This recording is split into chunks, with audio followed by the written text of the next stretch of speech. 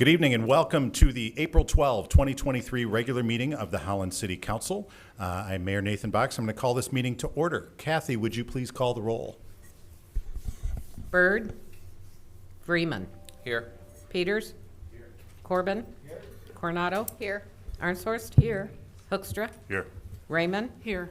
Mayor Box. Present. We have a quorum. Wonderful. Thank you. We're going to begin this evening's meeting, as we have for many years, first with an opening prayer, followed immediately by the Pledge of Allegiance. And we would invite you to join us if you're so inclined.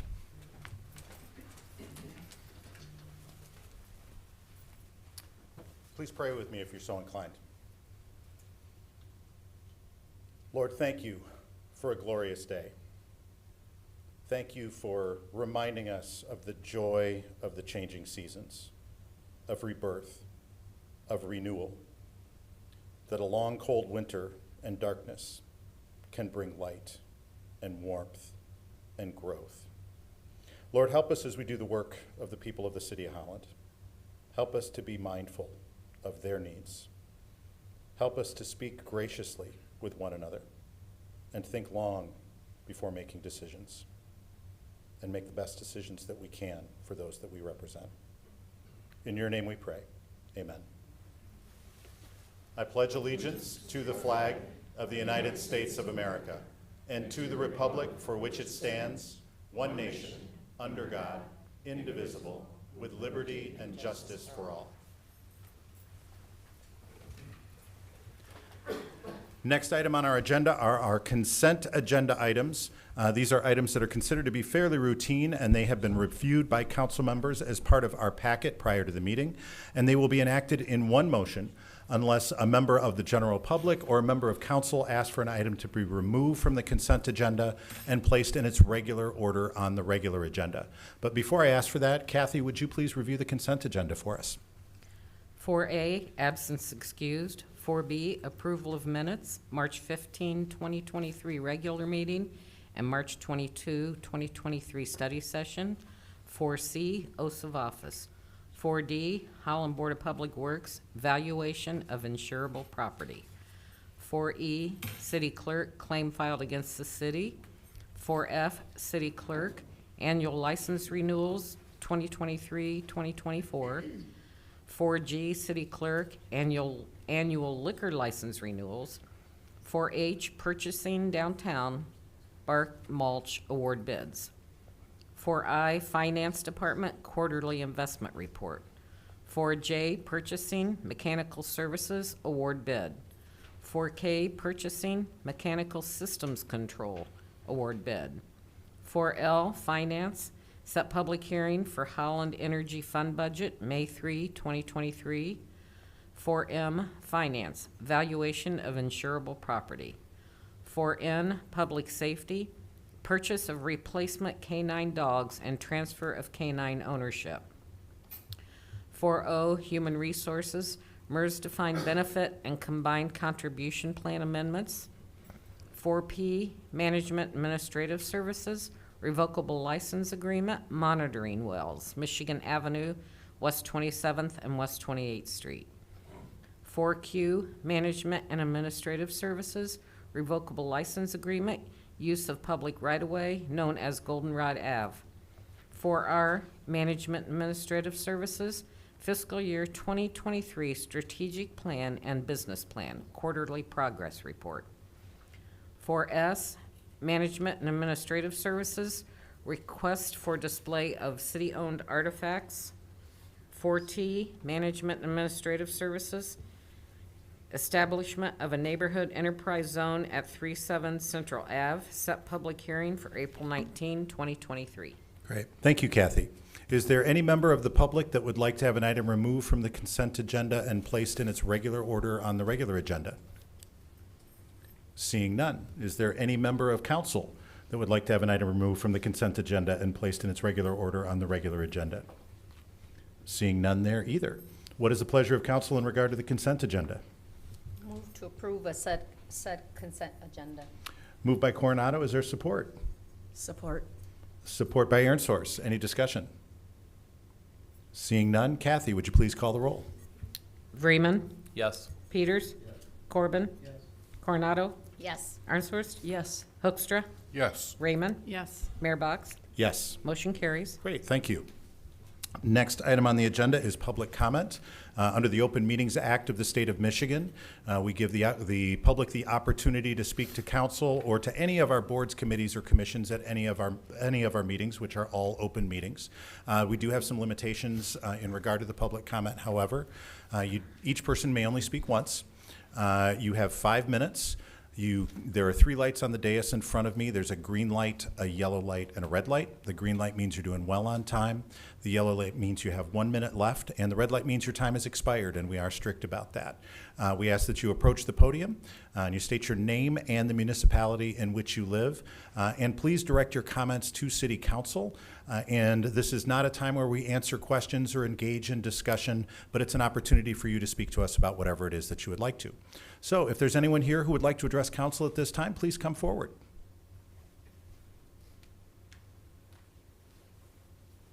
And would you please state your name and municipality for the record, please? Ann Henriksen, Zealand. Good evening, City Council. I would like to invite all of you to the first-time event for Holland, the National Day of Prayer, Thursday, May 4th, 7 to 9 a.m. at the Civic Center. This is hosted by the Greater Holland Zealand Mayor's Prayer Breakfast Committee, sponsored by Request Foods. Go to the website to get tickets, and they're $15. I apologize to you, Mayor Box, that you have not officially been invited. This was a serious mistake. Mayor Kleinstrup from Zealand was not informed either. We were all sure that one of the committee members had called you months ago. They didn't. Yesterday we found out that you had not been informed, so I apologize for the committee and hope that you're able to come. Since November, when Mayor Box graciously responded to the citizens of Holland to declare April Faith Month, we have been very busy in committees to have faith events for Holland and surrounding areas. Our main goal was to follow the scripture in John 12:32. Jesus said, "If I be lifted up, I will draw all men to myself." So we have always come back to that promise and made it our aim just to lift up the name of Jesus in prayer and in action to bring him all the glory and honor. We are not against anyone who believes differently, but for God and for God alone who we believe in. He surely has blessed us. Mayor Box, since 2019 election, you have advocated that all are welcome in Holland. That has resonated with me until now. So to your credit, you have presented to us through the city lawyer that the anti-discrimination ordinance passed in 2020 will fairly and completely protect our faith because it aligns with the Michigan Constitution and the United States Constitution, permitting the exercising of our religious beliefs and our freedom to express those beliefs as well. We have made every effort to make sure that we are not just in our churches, but out in public spaces to celebrate our faith. We also wanted to include diversity by making an extra effort to include the Hispanic population of faith, even the pastors in Grand Rapids. All churches have been notified of this event. All are welcome to all our events. Faith Month up to the middle of the month has been amazing as we have experienced Resurrection Sunday throughout the cities. This weekend will even be more exciting. Friday and Saturday is a movie, The Rally, both in English at City Hill Church. Saturday is Gary Chapman Marriage Conference in Hudsonville. The Rally movie will be in Spanish at 1 o'clock, and the Rally 2 will be that evening. Show Me the Father movie will be at 633 Ministries, a storefront ministry, that evening. Sunday is The Mistaken Identity, a young girl assumed dead but wrongly identified. She will be here for that evening to speak with her family at Holland Heights Church. Monday, Things We Couldn't Say at Herrick Library, a World War II story of the resistance that saved many Jews. Amazing hand of God protected them, and you don't want to miss that one either. And then in the next week, there are more events for you to attend. But the most important, if you can't follow through with what we're going to give you this evening, is the culminating event on May 4th, where we all gather together to pray for our nation, our city, and our state, invoking God, but also saying that we have a lot to confess that we haven't done and that God can easily do for us. So thanks again for this month, and we're celebrating. Okay, thank you. Is there anyone else who would like to address council at this time?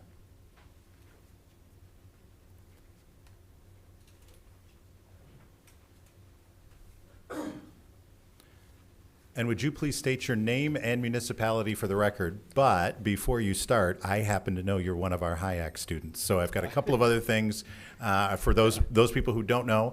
We have students who participate in our local boards, commissions, and committees from area high schools. And one of their responsibilities as part of that program is to come and to speak to city council, which can sometimes be a little bit scary, but they come and have dinner with us ahead of time, and hopefully that makes it a little bit easier.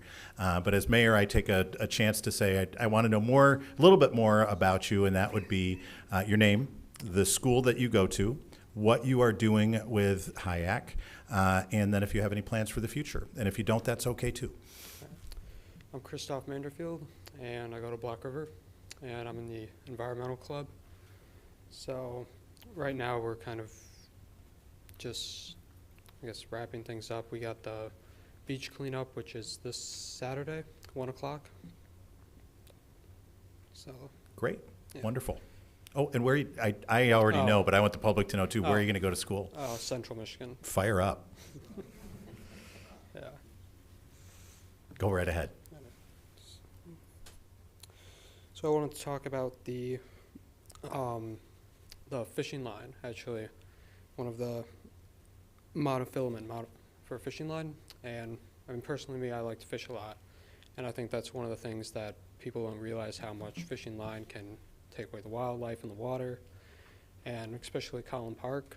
I think that's one of the biggest places around here that people fish, like a lot.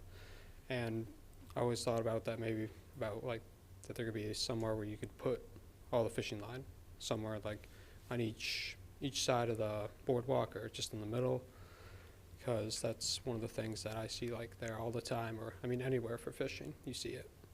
But I don't think really people realize how much that, how much it damages the wildlife.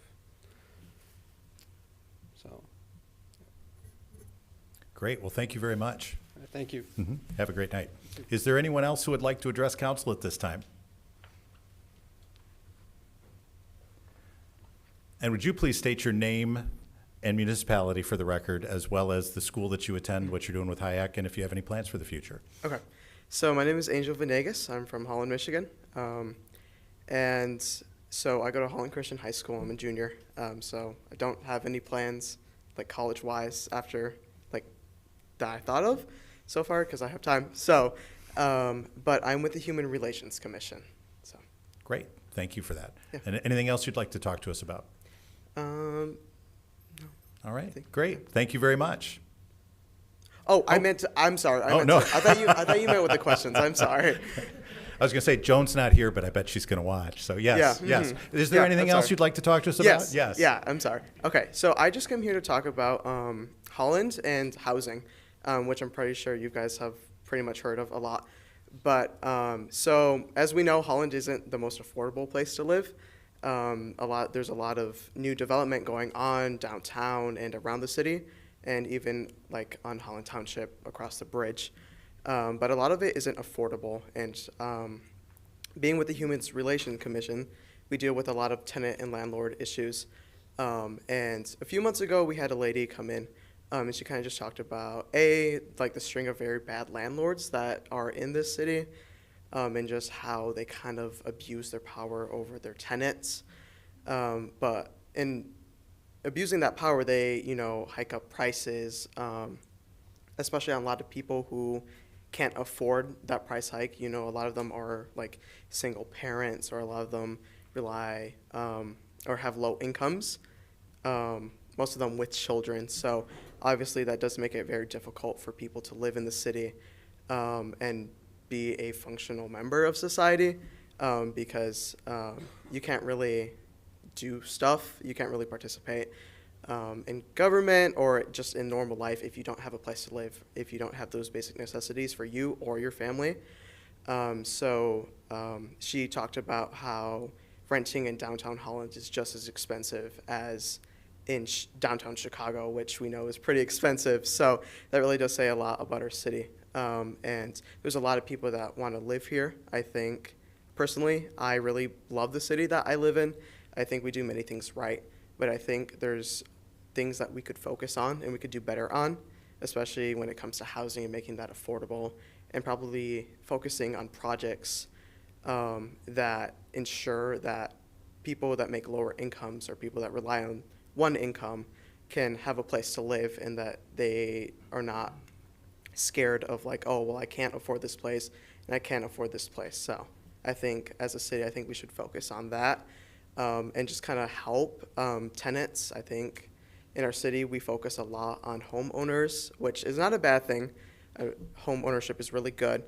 But I think we should also be invested in the people that rent spaces because, you know, if they don't have good experiences renting places, they're never going to own a house, you know, so it's not going to work out. So that's all I just wanted to come and share about. Great. Thank you very much. Is there anyone else who would like to address council at this time? Seeing none, I will close the public comment period. Next item on our agenda, special order of the day, public hearings, Fifth Amendment to the 7th Street Parking Deck Brownfield Plan. Mr. Van Beek. Yes, thank you, Mr. Mayor and Council. So I'm going to introduce this item, but I think we have at least one guest that would like to highlight a project that really is triggering this.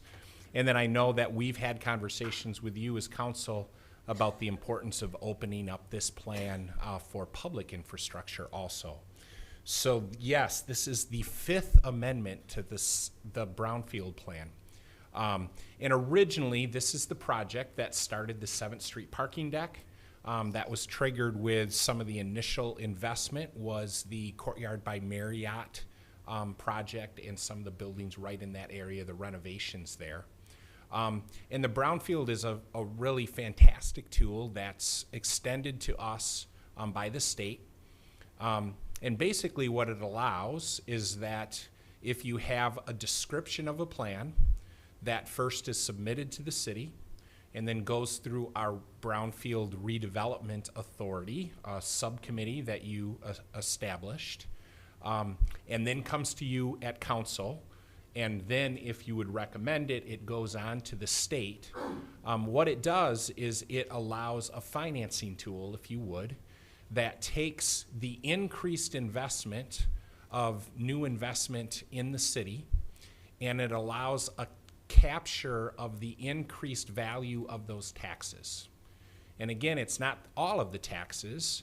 It basically freezes the amount of that value when the investment was made, and then for a period of time, it captures the taxes of multiple taxing entities, in this case, including the state.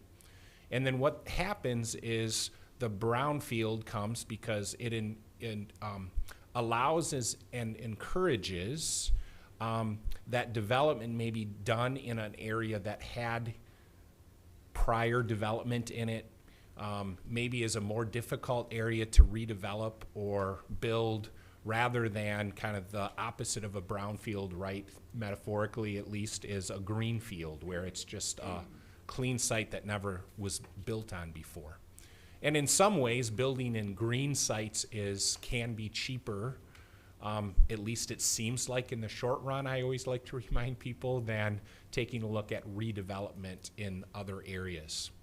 So this tool has been very impactful and allows not only private development that maybe not otherwise would have happened, because it allows some of the tax capture that I described to help offset maybe additional costs of the private development, but it also helps pay for public investment that we make that helps spur and encourage that private development.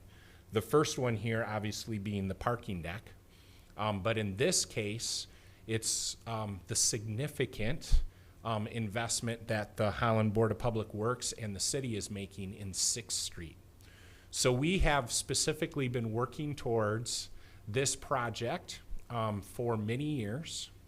And what's before you is a unanimous recommendation from the Brownfield Redevelopment Authority to amend that plan. There's lots of documents here that talks through what we're trying to accomplish. But I'm now going to ask Angela Heisman from Lakeshore Advantage to come up, because just a public project does not allow us to open up a plan and submit something new. It's actually a new private development that allows us to take a look at that and opening up this tool.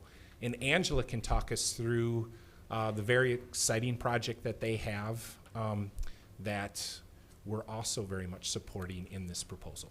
Sure. And Angela, Keith has said your name multiple times, but just for the record, could you state your name and municipality for the record? Angela Huseman, Holland Township. Great, thank you. Yeah.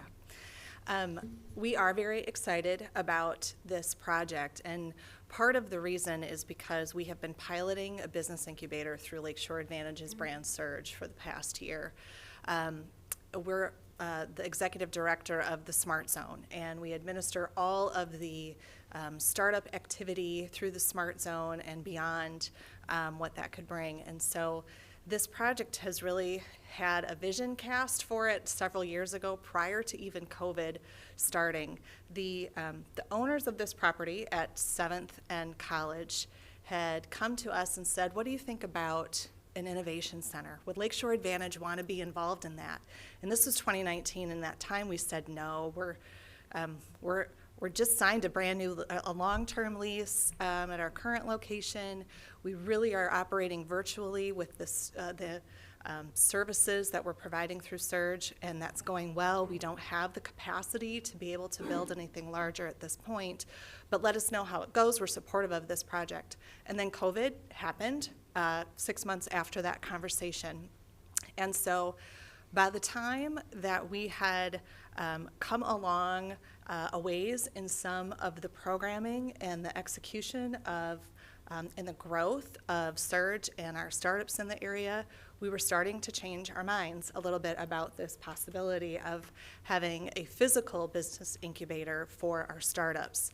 And we did several studies over the last few years, and really what the results of everything that we did said a physical location is really desired by the startups in this community in order for you to take that to the next level. So keep in mind, we're incubating these companies that are going to be the next Gentexes, that are going to be the next Hayworths, that are really going to build those businesses in our community. And so we went back to the partners that are the owners of this property and said, have you guys made a decision? And they said, no, we were kind of waiting for you. And we said, we're ready. We're ready. And so what we have done in the meantime is we received a appropriation from the state of Michigan to be able to build a business incubator. And we are moving forward with a 3-story, 20,000 square foot building on that corner of 7th and College. And I tell everyone this, I didn't realize the building that was already there until I started really looking at that property. And if you haven't seen it in a while, it's a white cinder block building that you drive by 100 times and never really notice. And so that's really the corner that we are looking to redevelop. And I think there's some information for you just about the location. So Keith, would you like me to say anything more about the project? Or are there At any this stage, questions? Any questions definitely can send your way too. But why don't you just give a summary of the project also? Sure. So, like I said, it's 3-story, 20,000 square feet. The first story is meant to house the Surge Business Incubator. And so we're looking to incubate between 40 to 50 companies at one time. That will have a learning lab on the first floor that will be open to the community, so outside entities could certainly utilize that space. We want it to be welcoming and open and exciting, and it's mostly glass right now. The concepts are for a lot of glass, so that it's welcoming, so that if people are wondering where can we get started, this is going to be the spot. The second floor will be home to Lakeshore Advantage. So we want to be on site with this business incubator. It's important for us to be close. And at the same time, on that second floor, there's also room for second stage companies. There may be some of our companies that are on that first floor that find themselves with a team all of a sudden, and now they need space. But the idea will also be that they grow and they move out and they take space within our community, because that's really important to us too. As economic development, we want those companies to have their own spaces. The third floor right now is open. We're hoping to have an anchor tenant join us in that space that is aligned with the ecosystem, and that might make sense to service some of the businesses that are already in that building. And so I don't know if you have any renderings. Okay. Good, because we've updated those, and they look amazing. I can't wait to share them with everyone. So Thank you. questions? Yeah, any questions from council members? Yeah. I have a question for staff, and I think it's probably just more of a summary of what you said here, Keith, because this can be a complicated process, but my understanding, and please correct me if I'm wrong with this, there's currently a brownfield plan in place because there has been redevelopment in this neighborhood before. This is going to be a new commercial project within that same neighborhood area, which then allows us to be able to take advantage of some additional funds that would not have otherwise been available for us, and we're going to use those to help with to defray the cost of the 6th Street redevelopment and snow melt. And when I look at the schematic that's on the map that's on the screen in front of us, even some things that are technically outside of the boundaries of the brownfield, is that correct? Yes, basically the state rules that are established is it's public infrastructure that touches the existing or extends from that existing. So that's where we made sure long ago already, but we've been building towards and making sure that we are in communication with the state, that everything that we're doing in 6th Street is eligible through this brownfield amendment. And what's great is the capture. There's already an amount that has been capturing because of that.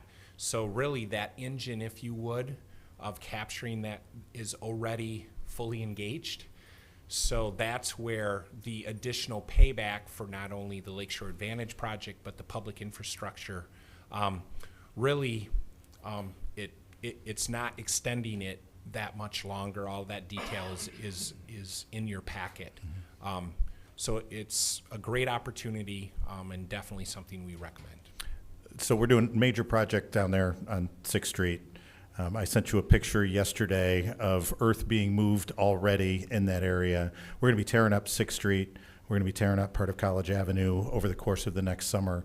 About a $9 million investment from the city in that area. About how much of that is going to be defrayed by something like this? We're submitting that all of that amount is being submitted to the state for being brownfield eligible. Okay. And then one last very detailed question, because I asked you, because I'm going to ask those questions. We're not starting to build the skating rink yet today, are we? Correct. There's lots of information when we present that. Brian presented that when you approved all of the associated projects with 6th Street. The only thing that we said we were going to do before tulip time, and we're following through on that, is there are crews out there. We're building the temporary road from College at 6th Street to connect with 5th Street. And we're doing that because in stages when we close down 6th Street to do that construction, that temporary access is very important. And in order to get everything done, that was one part of the project that we can get done before tulip time, clean everything up for tulip time, and then as soon as tulip time is done, 6th Street starts in earnest. Okay, so while I have your attention, I'm going to ask this before Mr. Vreeman does. Councilmember Vreeman runs a lot of walking tours right out of that area. This is not going to be a problem for him, is it? We know that area is important, so Brian is been very clear with the contracting companies that they're in there, they're getting the work done and getting prepped, but we know that area is important. Yeah, and I apologize for going a little bit outside of what the technical of this particular agenda item is, but because it's something that looks like it might be associated, I wanted to make sure the public understood that, so. And associated, just so you know, because if we've got people's attention now, later this summer, we'll also be taking care of and is demolishing the right term? Where the peaking station? Demolition of the peaking station right in that current site. And then we're preparing, as you all know, that by late May, maybe early April, we're going to have construction documents prepared for all of you to make a final decision on the ice rink. And we're certainly really excited about hopefully getting approval for that and then starting that construction also yet in this construction season. Great, thank you. And apparently I did not provide enough assurance to Mr. Vreeman, so he has a question for you. You're ridiculous. Just in broader, probably than your project, so I apologize for broadening to the topic. The railroad crossings on College, are our railroad partners also involved in this project that would get reconditioned at the same time? Yes, extend your thank you to Brian White from our transportation department, because sometimes that partnership is one of the harder ones. Right. But yes, we have been wrangling with them for quite some time and have secured their agreement that they're also going to coordinate in this work and upgrade those crossings. Thank you, Brian. Any other questions from council members? Great, thank you very much. We do need to have a public hearing on this item. Gives the public the opportunity to be able to state their feelings in regard to this particular agenda item. The same rules apply that apply during the regular public comment period, a limit of 5 minutes, but you are also limited to speaking only on this particular agenda item. Is there anyone here who would like to address council in regard to this particular agenda item? Seeing none, I will close the public hearing. What is the pleasure of council in regard to this item? Move to approve the Fifth Amendment proposal for that brownfield. Moved by Vreeman, is there support? Support. Support by Coronado, any discussion? Mr. Corbin. Mr. Van Beek, is this being brought back to us for any other reason? This will be the last vote on this particular issue? Yes. Any other comment from council members? Discussion? Exciting. Yes, I wanted to say thank you to staff. I know that there were a lot of hands that went into this, not only in putting the project together, and also thank you to Lakeshore Advantage for for participating in a project that lets us reopen this brownfield. I don't want it to pass without putting a big exclamation point on it. We're submitting the full $9 million of infrastructure cost for 6th Street, College Avenue, the extension of Snowmelt, everything that's going to be going down there and giving everybody a headache this summer. We're looking at getting reimbursement from this brownfield redevelopment plan, which is a really big deal. So thank you all for that. Any other comments, questions, discussions from council members? Seeing none, Kathy, would you please call the roll? Peters? Yes. Corbin? Yes. Coronado? Yes. Arnshorst? Yes. Hoekstra? Yes. Raymond? Yes. Vreeman? Absolutely. Mayor Box? Yes. Motion carries. Great, thank you. Next item on our agenda, item 12E 6.1. Oh, no, I'm sorry, I skipped over e-comments. Item number 9, written petitions and communications. I don't believe we have any this evening, but we do like to make it clear to the public that in addition to your opportunity to come to council meetings and speak to us directly, you can also send us emails. Those will come to all council members. We review them in between our regular council meetings, and then we accept them into the record at the regular council meetings. We don't read them out loud, but we do read them to ourselves, and we do read every single one of them. And the email address that you can use for that is public comment, singular, public comment at cityofholland.com. That's public comment at cityofholland.com. Next item on the agenda, item 12E 6.1, gifts. Kathy, would you please review the gifts for us? The city manager's office is pleased to report the following gifts: Department of Public Safety Services, Police Operations, Hope College, Police Honor Guard, $250. Anonymous gift of $11,000 to help support the city's K-9 program. Parks and Recreation 2023 Summer Concert Series, Blaine's Farm and Fleet, $3,000, Hayworth, $3,000. Downtown Windmill Island Gardens Building and Maintenance Grounds, The Community Foundation of the Holland Zeeland Area Bassino Wormer Fund, $400. Bowles Pool Children's Entry, Russ's Commissary donation via Bowles Pool, $5,000.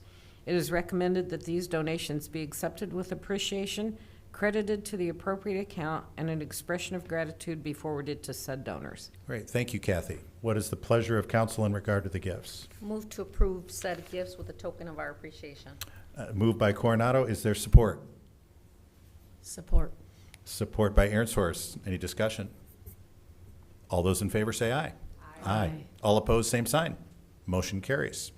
Next item on the agenda, item 12E 6.3, Management and Administrative Services, Establishment of a Neighborhood Enterprise Zone at Columbia Avenue and 32nd Street. Mr. Van Beek.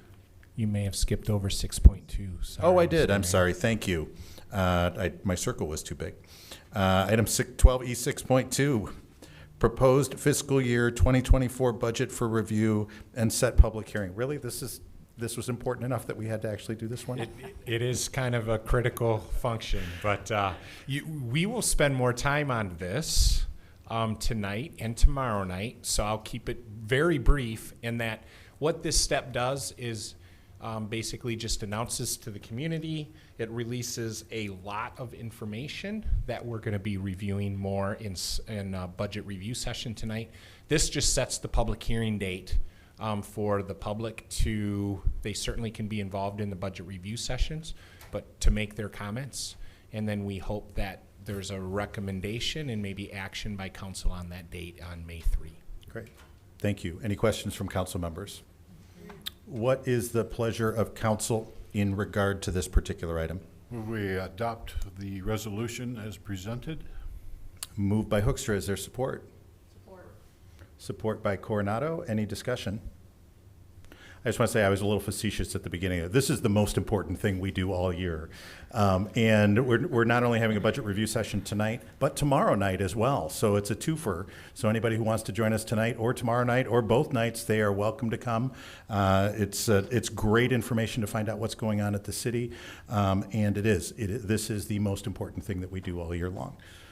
Any other comments, discussion from council members? Seeing none, Kathy, would you please call the roll? Corbin? Yes. Coronado? Yes. Arnshorst? Yes. Hoekstra? Yes. Raymond? Yes. Vreeman? Yes. Peters? Mayor Box? Yes. Motion carries. Thank you. Now, next item, 12E 6.3, Establishment of a Neighborhood Enterprise Zone at Columbia Avenue and 32nd Street. Mr. Van Beek. So who says we don't like process? I say that because all of you remember that this is the third step in a process that probably is ultimately going to be 5 steps before ultimately considering an application of a gentleman who would like to do a development and improvement in a building in this zone near Columbia and 32nd Street. As the document in front of you outlines, first, on February 1, you adopted a resolution of intent that talked about establishing a neighborhood enterprise zone required by state law. And then on March 15, you held a public hearing to hear if anyone had comments about establishing said neighborhood enterprise zone. We held that public hearing. And tonight is your opportunity to actually consider and vote on, and we're recommending that you approve this neighborhood enterprise zone. And all those are required before a particular project would then submit a specific application for a project. Said project can only be considered if a zone is first established using this 3-step process. Thus, we're on the 3rd step of potentially a 5-step process. Thank you very much. Any questions from council members? What is the pleasure of council in regard to this item? Moved by Peters. Is there support? Support. Support by Coronado. Any discussion? Seeing none, Kathy, would you please call the roll? Coronado? Yes. Arnshorst? Yes. Hoekstra? Yes. Raymond? Yes. Vreeman? Yes. Peters? Corbin? Mayor Box? Yes. Motion carries. Great, thank you. Next item, 12E 6.4, Macatawa Area Coordinating Council Community Enhancement Program Participation Approval. Mr. Van Beek. Yes, thank you, and thank you to Councilmember Peters, who's been working on this with other communities and members of the Community Enhancement Program housed at the Macatawa Area Coordinating Council, the CEP at the MAC. What this does is because the recommendation, and Jay certainly can fill in here in a moment, his memorandum is attached here, is kind of a challenge that was put out, and I think the other communities are also stepping up to it, asking us to make a multi-year commitment of an increased amount. In this case, the recommendation is $50,000 a year for 3 years, and just really taking a pilot program that I think has shown success and seeing if more regional initiatives can have a little bright life breathed into them using this process. So that's what this does.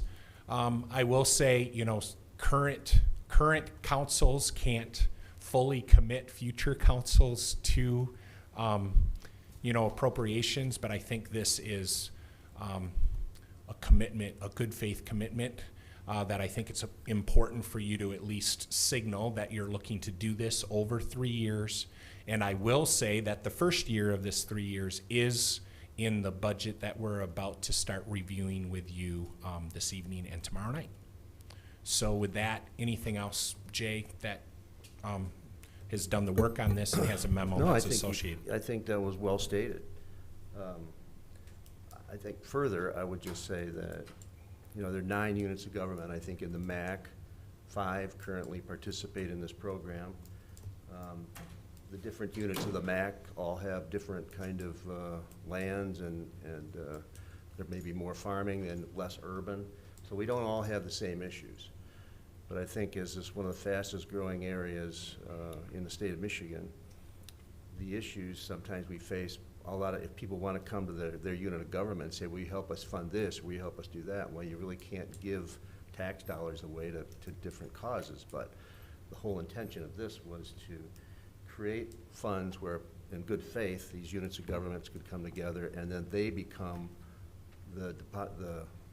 we would disposition that money to worthy cause, give it through a filter, and make sure that they are, it's truly a regional thing. And I think if you, in the memo, it states some of the things we financed. We even financed a really high-end telescope at the Nature Education Center at Hemlock Crossing, which is in one of the townships that don't participate. But it was such a cool regional thing. And as we grow, I think so too do these kind of opportunities for regional enhancement, that no single unit of government will say, well, we're not going to fund that. It doesn't make any sense. But in reality, in total, when you think about the environment, when you think about all the land use things we have, recreation, in fact, there needs to be, I think, a group overlooking some of the opportunities that come about that are worthy of funding, because everybody will benefit, even though not one person's ultimately, not one unit of government's ultimately responsible for financing it. So, the fact that it was Holland Charter Township who came to this idea and challenged the city, having sat here as long as I have, that was a big deal. That was a very big deal to have the townships now come to us and say, challenge the city. So I appreciate Keith's enthusiasm in it, and I think it's a good thing. And if anybody has any questions, I'd be happy to answer them. Great. Thanks, Jay. Yep. Any questions from council members? Yeah, I do. Yeah, Nikki. So in the report from the MAC, they determined 12 regional assets, and they listed these, but not all of them were funded. So what made, who decided to fund what? I think that part of our challenge is, as we grow, that was an original document that kind of laid out the groundwork with what are the types of things that we would to fund to demonstrate these are truly regional assets, like a museum, a couple of museums. People from all over do those things. But I think we're finding now that the things that are coming up probably aren't on that list, didn't exist at the time, and they're just different. And so we have to be a little nimble with that, I think. Okay. Very good, thank you. Yep. Any other questions from council members? Scott? Yeah, Mr. Peters, what type of reporting mechanism will be back to this council for the expenditures and projects that have We been get done a, over the year? we meet 4 times a year. We get reports on what we funded, and anytime we give money, they're required to talk about how it was spent, what was the outcome, did you meet the outcome? And I'd be happy to bring those back on a quarterly basis to talk about some of the things we funded. I think it'd be a good idea, actually, so, yeah. Yeah, and those reports then come to the MAC too, Jay, because we see those at our MAC meetings. The reports that the committee makes to the MAC. We don't Right. see the direct ones from the recipients, but you guys condense that for a report to the Yeah. members of the McIntyre Area Coordinating Council. And I would say too, I hope it becomes kind of a subtle observation that if 9 units of government could jump on board, there's just more money to do that. In fact, everybody benefits. So maybe that's your subtle little job to forward that at your next meeting. Oh, yeah. So just kind of throw that out there. So, thank you. Yes. Keith. Just one ad that will keep all of our city attorneys and townships attorneys happy also. Jay was exactly right where, we can't just hand out tax dollars, right? So one of the things that it's great to have MAC as a partner that does this is they understand contracting. In each one of these projects, actually we execute a contract, MAC does, on behalf of all the units to make sure, because we all know, right? Remind you, Vince reminds you often of we can't just hand out tax dollars for things. So there is an exchange in that contract where there's a service that's being provided back to the community, so that's ferreted too. And I think that's just a good reminder, right, for all of us and also for the listening public. There is a criteria where we can't just use public tax dollars just for anything. It would be a project that is of regional significance and benefit to the larger public. Any other questions from council members?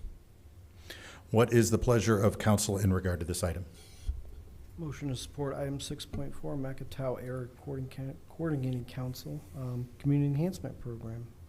Moved by Corbin, is there support? Support. Support by Aaronsource. Any discussion? Seeing none, Kathy, would you please call the roll? Aaronshorst, Yes. Hoekstra, Yes. Raymond, Yes. Vreeman, Yes. Peters, Corbin, Coronado, Yes. Mayor Box. Yes. Motion carries. Thank you. Item number 13, communications from the city manager. Mr. Van Beek. Yes, I know we have a meeting after this, but let me buzz through a handful of things, okay? First, from our Holland Board of Public Works, I'll say primarily for their board because they're very actively, right, managing 4 utilities and the assets that are associated. But Dave wants to make sure that any council member is invited. They're setting up a quarterly tour of their various assets as arranged in their 4 utility areas of responsibility. So anyone that's interested, reach out to me or Dave.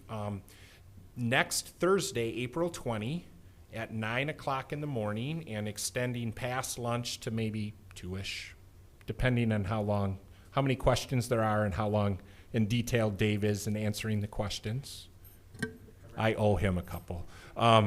There is a tour of their electric assets, which I'm sure will be largely focused, but not just focused on the Holland Energy Park. And please let me know, let Dave know if you're interested in attending that. That will launch from the visitor parking lot at the Holland Energy Park. And then really what you're taking a look is, I think it's, if I do my math right, it's the 3rd Thursday of every quarter. So Thursday, July 20, they're gonna do water. Thursday, October 19, they're gonna do wastewater. And Thursday, I hate to be the first one that does this, January 18 of 2024, they're going to do broadband. So if you have an interest, all of you have had an opportunity when you first got on council, and periodically we do tours. So I think some of it is maybe, repetitive and a refresh, but it's certainly a standing offer. So if you're interested, please, again, let Dave or I know. Meetings this week. We are going to shift here momentarily into the budget review session. We do go up into the training room and do that And then also tomorrow night, we will complete, I think, our budget review sessions. And that will start at 6 o'clock tomorrow night in the training room. And there is a master plan open house for everyone that's interested from 4 until 6 o'clock tomorrow. And that's going to be right here in council chambers. And then we are in that weird after spring break. You didn't have a meeting last week, but you get us 2 times back to back. We also have a regular council meeting next week, Wednesday night. Also next week, I think the mayor and Belinda and I will be going to the Michigan Municipal League Capital Conference. They call it CapCon for short. And that will be on Tuesday, and a portion of Wednesday next week. We'll not be rushing back, but we'll be coming back from Lansing Wednesday for that. And certainly, as I've outlined in some of my communications, looking to certainly talk to our legislators about some key issues. Mayor's Exchange. I think we've communicated, and through the Michigan Municipal League, we're looking at doing Mayor's Exchange again this year. No overnights this year. Maybe that's sad, maybe that's good. I'll let you decide that for yourself, but we're going to exchange. We've been matched by Michigan Municipal League with Walker this year. So on Thursday, June 29, Walker is going to come our way. And on Thursday, July 13, we're going to be visiting Walker. So we just got that solidified, I think, late this afternoon. Certainly, Cinco will be sharing more information with you, but if you want to put those dates on your calendar, that'd be great.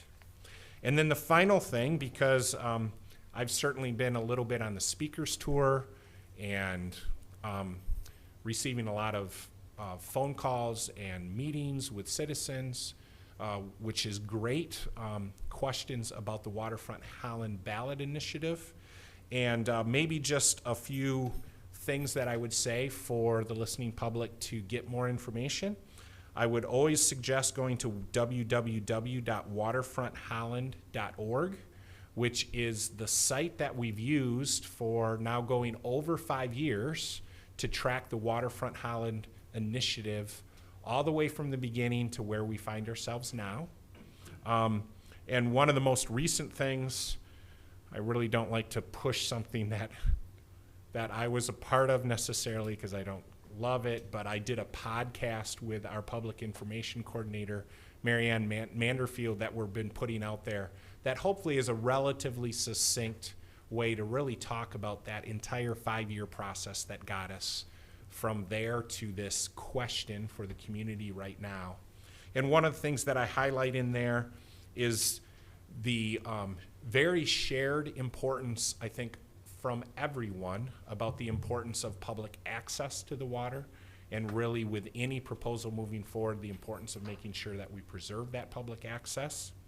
But it really highlights the process too, and just a reminder, we don't expect everyone to follow it all the way through, but I know there's been commentary. We had a process that we invited the development community in particular to really come forward with their proposals. And recall that we had a request for qualifications process. And we had, I would say, upwards of 10 development companies that asked a lot of questions, dug into the piles of information that we had available. But ultimately, only 3 companies or groups of companies submitted their information that they were interested or saw, quite frankly, a development proposal that they saw that was viable. You all reviewed all of those qualifications and approved all 3 that submitted at that point. But then the next step was to actually submit an actual proposal that said, this is what we think we can make happen, and this is our proposal that we would like you to consider. I'll say that we were frankly hopeful that we'd get more than one proposal, but ultimately we only had one proposal that was submitted, and that's the GDK proposal. That is now outlined. It's not the question on the ballot, because the question on the ballot, again, is just authorize the BPW and City Council to proceed with the sale.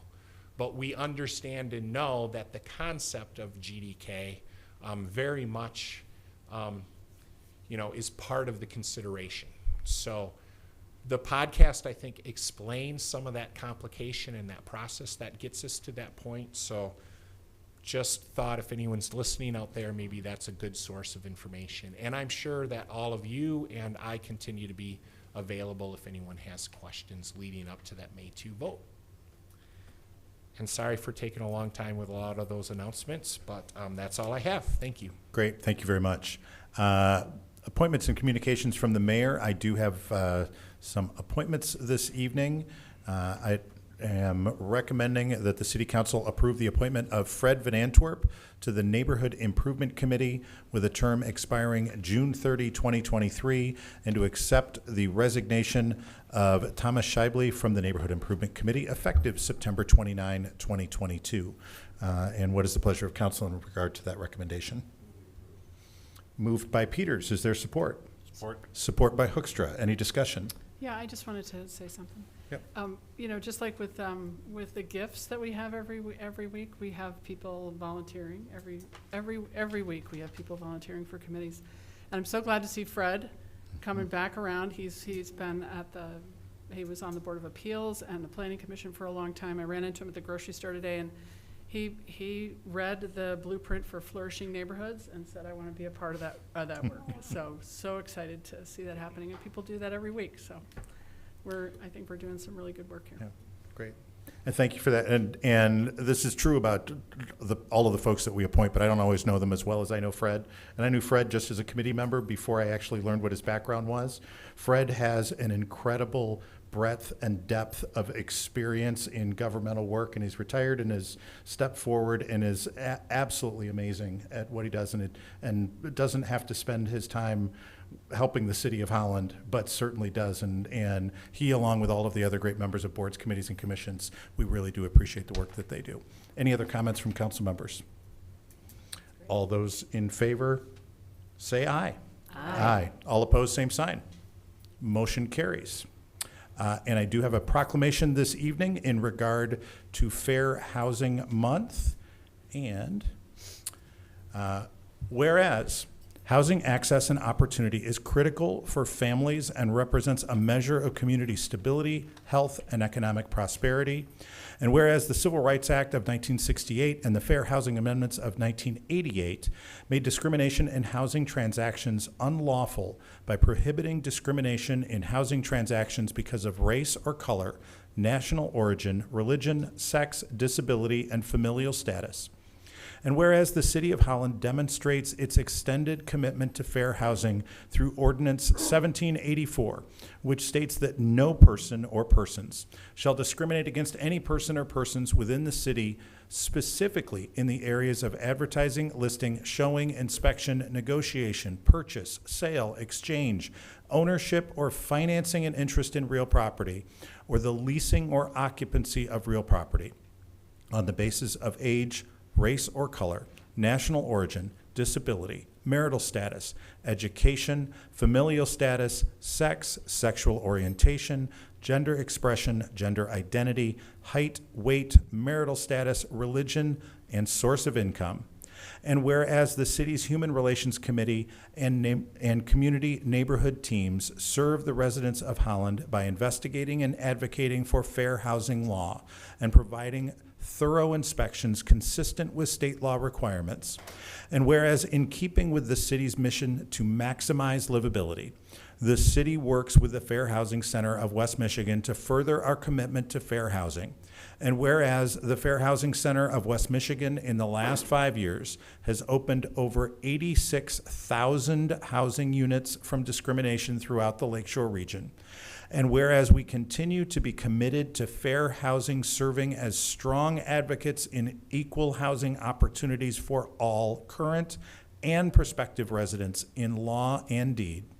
Now, therefore, I, Nathan Box, Mayor of the City of Holland, Michigan, and members of the Holland City Council do hereby proclaim the month of April 2023 as Fair Housing Month. The City of Holland joins the state of Michigan and our nation to celebrate the 55th anniversary of the passage of the Fair Housing Act that opened access and opportunity in housing where families thrive as we continue to build upon our community stability, health, and prosperity. Given under my hand and the seal of the City of Holland this 12th of April, 2023. Mayor Nathan Box. And that is all that I have this evening. Appointments, motions, and communications from council members. Anything from council members? Ms. Raymond? Yeah, thank you so much for that proclamation. I wanted to remind everyone that the Fair Housing Center of West Michigan has its annual Fair Housing Luncheon Series. You will have to be eating lunch at your desk because it'll be online, April 27th from 9 to 1:15. If you just go to their website, Fair Housing Center of West Michigan, you can register online. It's always a great event. Will they bring you your lunch to eat? They will not. They will They not. will not. Okay, just want to be clear on that. Any other communications? Yes, Mr. Freeman. Just a note of appreciation for what's been taking place around the city with Parks and Recreation. I spend a fair amount of time in cemeteries because of my day job. And just they're looking awesome. I've noticed the urns downtown and their connection there. And so just as we prepare for summer and spring and all things tulip time and all that, it's just noted and it's appreciated. So they're out there. Thank you. Great. Thank you, Mr. Freeman. Any other comments from council members? Seeing none, just one more motion I would entertain at this time. Move to adjourn. Moved by Freeman. Is there support? Support. Support by Coronado. Any discussion? All those in favor say aye. Aye. Motion approved. We are adjourned, and we will be heading up short break, I think, before we head up into the training room for our study session. Everyone is invited to join us for the budget review session. Thank you very much.